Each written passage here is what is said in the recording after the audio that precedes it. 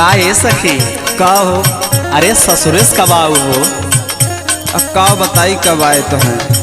बतावा तनी उनहु हाल चाल बतावा अपने। सुना सुनावा। हे कमरिया धई के सोवा,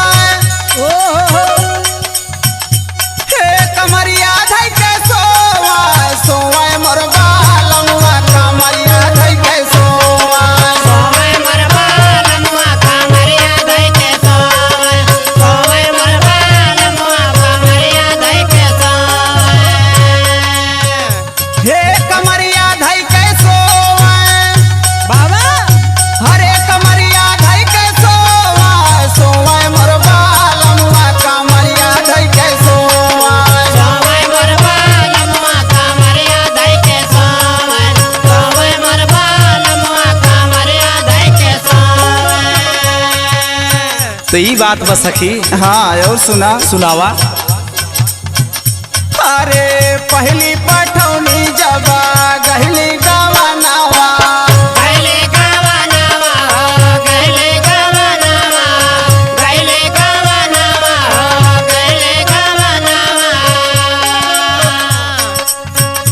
अरे घुघटा उठावे जब अहिले सजनावा, आइले सजनावा हो, आइले सजनावा, आइले सजनावा हो, आइले सजनावा।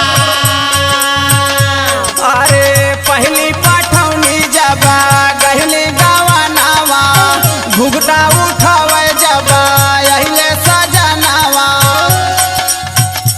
अरे घुघटा ना उठाई बैठी,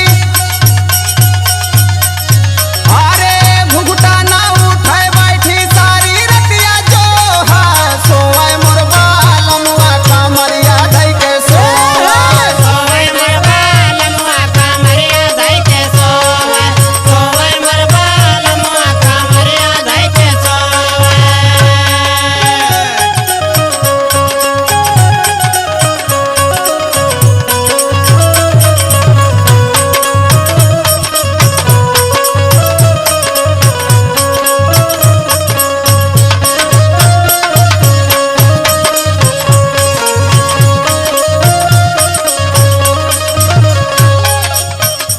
और सुना सुनावा सखी। हमारे बाला मुआ के नाजुक